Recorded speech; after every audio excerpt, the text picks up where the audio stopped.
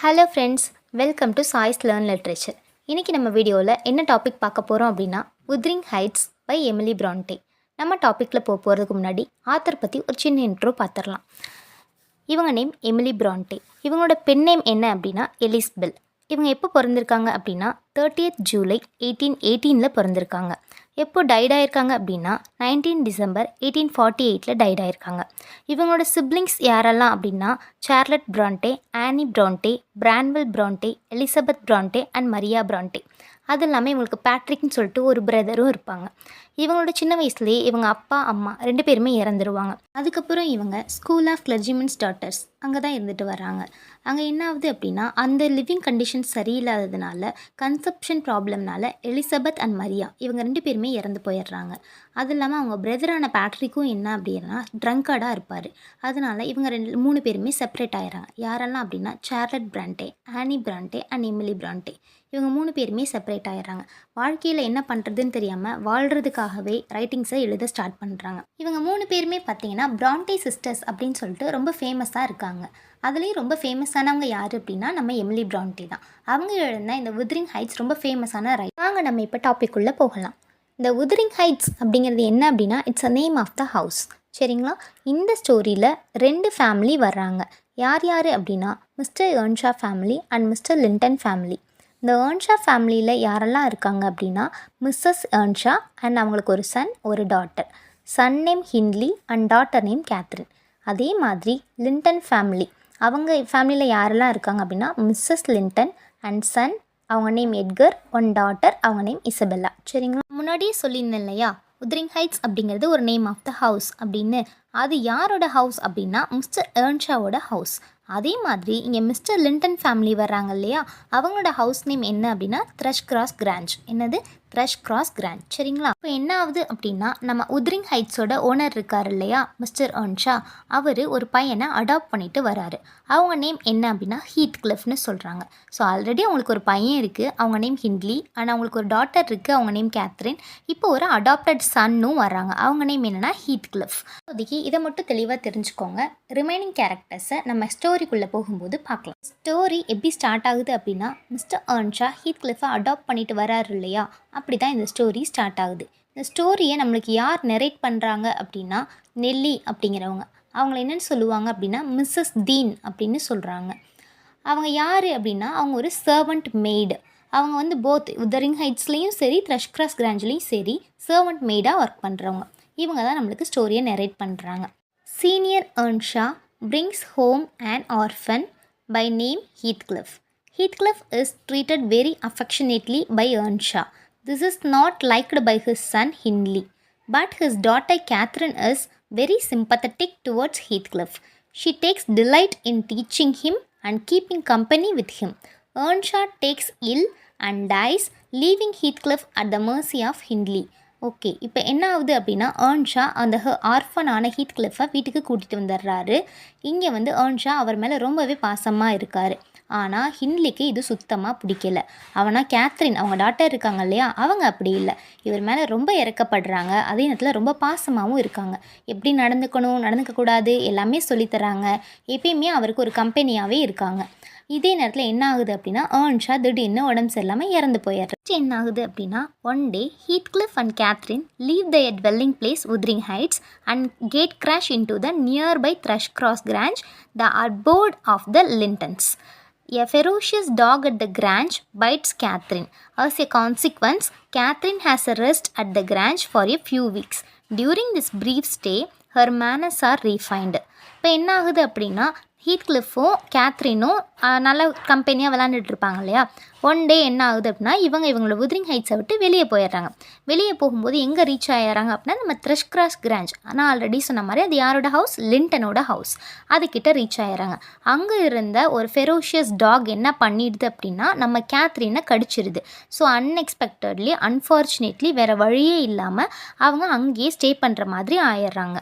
அங்கே த்ரஷ் கிராஸ் கிராஞ்சில் இருக்கும்போது என்ன ஆகுது அப்படின்னா நம்மளோட கேத்ரினோட மேனர்ஸ் அண்ட் பிஹேவியர்ஸில் கொஞ்சம் சேஞ்சஸ் வருது. இப்படி இருக்கும்போது நம்மளோட எட்கர் லிண்டன் இருக்கார் இல்லையா, அதாவது லிண்டனோட பையன், அவர் என்ன பண்ணுறாரு அப்படின்னா ஹின்லியை ஏர்ன்ஷாவோட பையனை உத்ரிங் ஹைட்ஸ்லேருந்து வர சொல்லி கூப்பிடுறாரு. கூப்பிடும்போது என்ன ஆகுது அப்படின்னா நம்ம ஹிண்ட்லி என்ன பண்ணுறாருன்னு பார்த்தீங்கன்னா, in order to create the impression that his powers at Wuthering Heights are absolute, Hindley orders about Heathcliff and ask him to a hairy colt as his long hair is like a colt man. அதாவது நான் தான் உத்ரிங் ஹைட்ஸில் பெரிய ஆள் அப்படின்னு prove பண்ணுறதுக்காக நம்ம ஹிண்ட்லி ஹீத்கிளிஃபை insult பண்ணிக்கிட்டே இருக்காங்க. என்ன சொல்கிறாரு அப்படின்னா, அவனை கூப்பிட்டு எதனா ஒரு வேலை சொல்கிறது, அவனை ஆர்டர் பண்ணுறது, அவனை ஹேரி கோல்ட், அதாவது இந்த கோவேரி கழுதை, இந்த குதிரை மாதிரி நம்ம ஊரில் இருக்கோம் இல்லையா, அந்த மாதிரி உன் முடி இருக்குது, நீ ஹேரி கோல்ட் அப்படின்னு சொல்லிட்டு கலாய்க்கிறது, இந்த மாதிரியெல்லாம் பண்ணிக்கிட்டு இருக்காரு. இதனால் என்ன ஆகுது அப்படின்னா, ஹீத்கிளிஃப் feels இன்சல்ட்டட். He retaliates by pouring hot apple sauce on Edgar's face. Hindley becomes furious and shutting up Heathcliff in a dark room, surrounded by flogging him. This incident makes Heathcliff an implacable revenger. அப்போ Edgar தான் வந்துட்டு ஹிண்ட்லி இங்கே வர வச்சுருப்பார் இல்லையா, அப்போ வந்து ஹிண்ட்லி வந்து இவரை இன்சல்ட் பண்ணும்போதும் எட்கரும் சேர்ந்து தான் இவங்களை இன்சல்ட் பண்ணுறாங்க, கூட வந்து அக்கம்பெனி பண்ணுறாங்க. யார் கூட? ஹிண்ட்லி கூட. ஸோ அப்போ அதனால என்ன ஆகுதுன்னா, நம்மளோட ஹீத்கிளிஃப்க்கு இவங்க 2 பேர் மேலேயும் ரொம்ப கோவம் வந்துடுது. ரொம்ப இன்சல்ட்டடாக ஃபீல் ஆகிறாரு. இன்சல்ட்டடாக ஃபீல் ஆகிட்டு என்ன பண்ணுறாரு அப்படின்னா, ஹாட்டான ஆப்பிள் சாஸை எடுத்து எட்கர் லிண்டனோட ஃபேஸில் போய் ஊற்றிடுறாரு. இதனால் வந்து ஹிண்ட்லி கோவப்பட்டு என்ன பண்ணுறாரு அப்படின்னா, ஹீத்கிளிஃபை போய் ஒரு டார்க் ரூமில் அடைச்சி வச்சு ஃப்ளாகிங் பண்ணுறாரு. அது விச் மீன்ஸ் சாட்டை வச்சுட்டு அடிக்கிறாரு. சாட்டையை வச்சு நல்ல சவுண்டாக கேட்குற மாதிரி அடிக்கிறாரு. இந்த இன்சிடெண்ட் என்ன ஆகுது அப்படின்னா, எப்படியாவது இவங்க 2 பேரையும் நம்ம பழி வாங்கியே ஆகணும் அப்படிங்கிற தாட்டை நம்மளோட ஹீத்கிளிஃப்க்கு க்ரியேட் பண்ணி, இன் கோர்ஸ் ஆஃப் டைம் இன்னொரு விஷயம் என்ன நடக்குது அப்படின்னா, Catherine is drawn towards Edgar. This is objected to by Heathcliff. One evening, Catherine tells Nellie that she has degraded herself by moving with the uneducated Heathcliff. Heathcliff overhears this remark. He is deeply hurt and leaves Wuthering Heights. It is unfortunate that he does not overhear Catherine's confession that she and Heathcliff are spiritually similar and therefore she can never separate from him. அதாவது நம்ம Catherine இருக்காங்க இல்லையா, அவங்களோட attention Edgar மேலே லைட்டாக திரும்புகிற மாதிரி ஹீத்கிளிஃப் feel பண்ணுறாரு.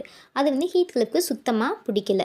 இப்படி ஒரு ஃபீல் பண்ணிக்கிட்டு இருக்கிற டைமில் நம்ம கேத்ரின் வந்து ஒரு நாள் ஈவினிங் நெல்லி, அதாவது நம்ம சர்வெண்ட் மெய்டு இருக்காங்க இல்லையா, அவங்கக்கிட்ட பேசிக்கிட்டு இருக்கும்போது நம்ம ஹீத்கிளிஃப் கேட்குறாரு. அவங்க என்ன பேசுகிறாங்க அப்படின்னா, இந்த மாதிரி அன்எஜுகேட்டடான ஹீத்கிளிஃப் கூட நான் இவ்வளோ க்ளோஸாக மூவ் பண்ணுறதை நினச்சி நானே டீக்ரேடடாக ஃபீல் பண்ணுறேன் அப்படின்னு சொல்கிறாங்க.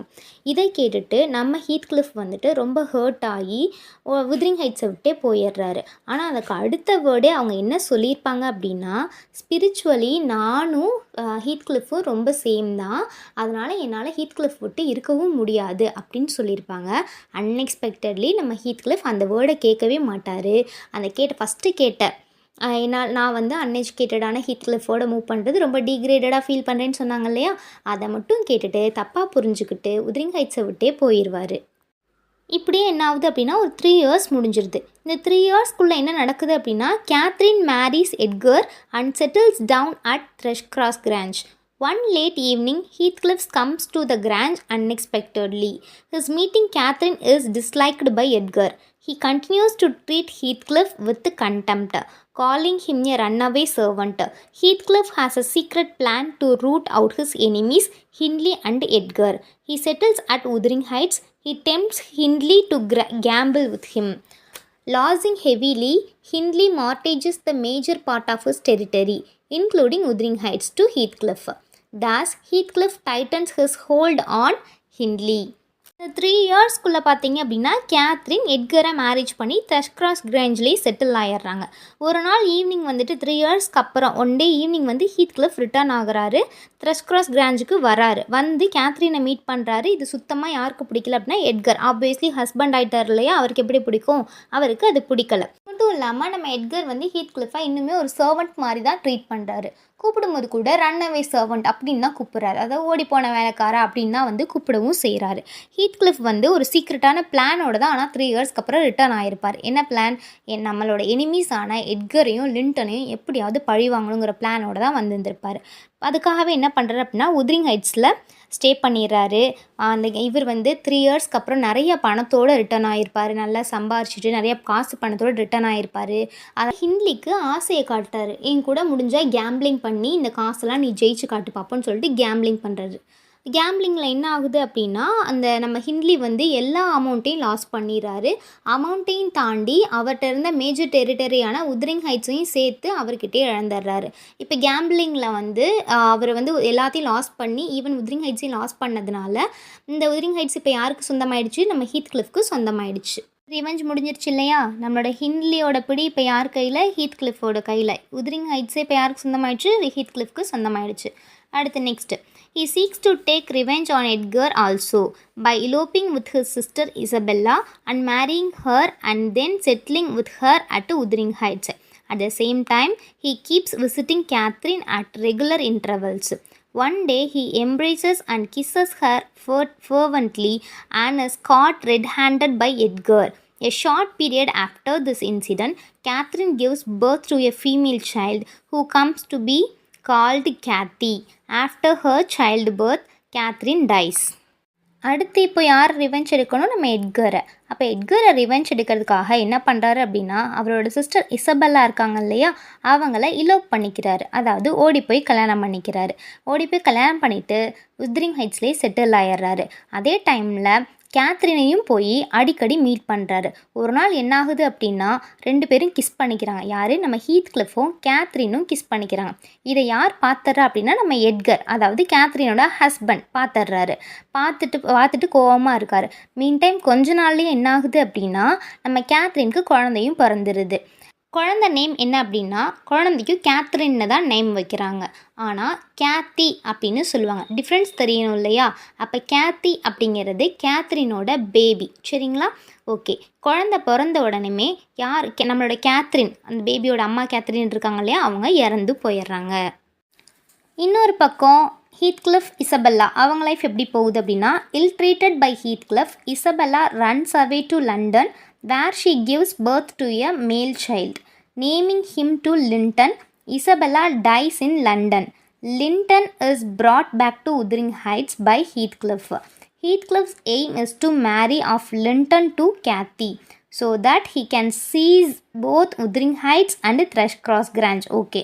ஹீத்கிளிஃப் வந்து இசபெல்லா லிண்டனை ரொம்பவே இல்ட்ரீட் பண்ணுறாரு. அந்த கொடுமை தாங்க முடியாமல் அவங்க லண்டனுக்கு ஓடி போயிடுறாங்க. போன இடத்துல வந்து இவங்களுக்கு ஒரு குழந்தை பிறக்குது. இட்ஸ் அ மேல் பேபி, இட்ஸ் அ மேல் சைல்டு. ஓகேவா? அவங்களுக்கு லிண்டன்னு பேர் வைக்கிறாங்க. ஏன்னா அவங்க டேடி நேம் என்ன? இவங்க லிண்டன் ஃபேமிலி இல்லையா, இசபெல்லா லிண்டன், லிண்டனோட பொண்ணு இல்லையா.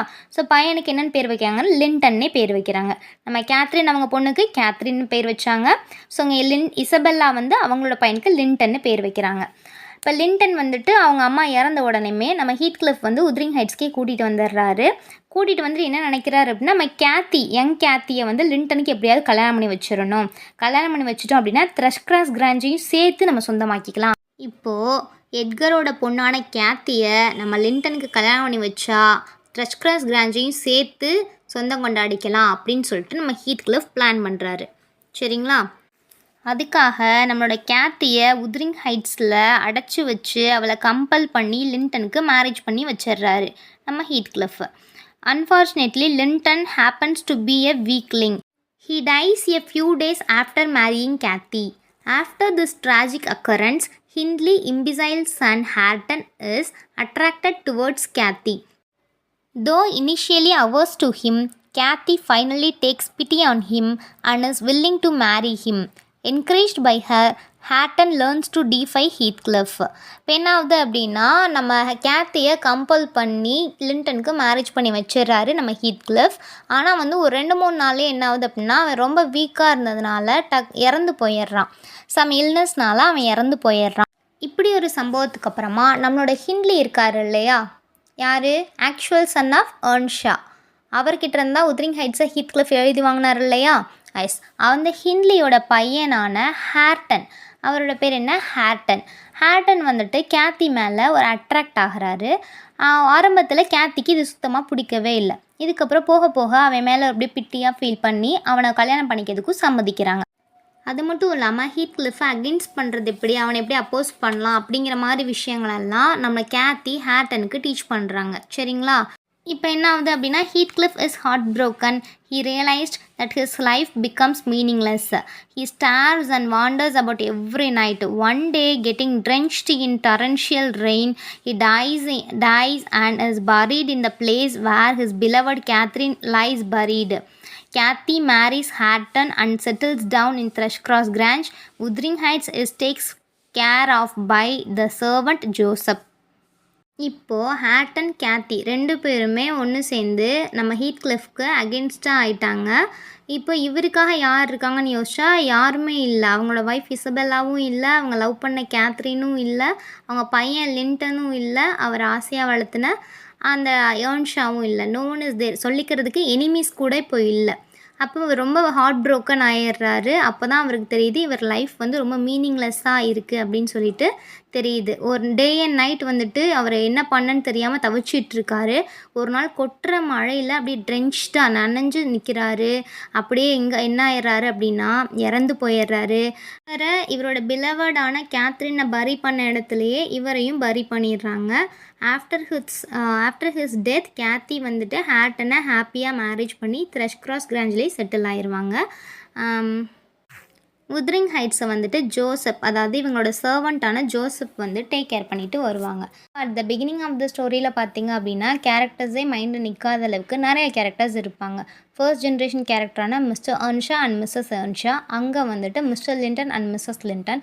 அண்ட் மோரோவர் செகண்ட் ஜென்ரேஷனில் யார் வராங்க, இவங்களுக்கு ஒரு சன் அண்ட் டாட்டர் ஏர்ன்ஷா ஃபேமிலியில், Hindley and Catherine, and adopted son Heathcliff. Linton ஃபேமிலியில் ஒரு சன்னு, அவங்க எட்கர் லிண்டன், டாட்டர் வந்துட்டு இசபெல்லா லிண்டன். தேர்ட் ஜென்ரேஷனில் வந்து நம்ம எட்கர் அண்ட் கேத்ரினோட பொண்ணான கேத்ரின், ஹீத்க்ளிஃப் அண்ட் இசபெல்லாவோட பையனான லிண்டன், அண்ட் ஹின்லியோட பையனான ஹேட்டன், 3 பேர் வர்றாங்க. அண்ட் கடைசியில் யார் மட்டும்தான் உயிரோடு இருக்காங்க அப்படின்னா ஹேட்டன் அண்டு கேத்தி, இவங்க 2 பேர் மட்டும்தான் உயிரோடையே இருக்காங்க. நான் கொடுத்துருக்க இந்த ஃபேமிலி ட்ரீயை பார்த்தீங்க அப்படின்னா இன்னும் கிளியராக உங்களுக்கு அந்த கேரக்டர்ஸ் தெரியும். இந்த ஸ்டோரி உங்களுக்கு புரிஞ்சிருக்கும்னு நம்புகிறேன். இது போல் இன்னும் நிறைய ஸ்டோரிஸ் நீங்கள் தெரிஞ்சுக்கணும்னு நினச்சிங்க சாய்ஸ் லேர்ன் லிட்ரேச்சர் சேனலை மறக்காமல் சப்ஸ்கிரைப் பண்ணிக்கோங்க. தேங்க்யூ.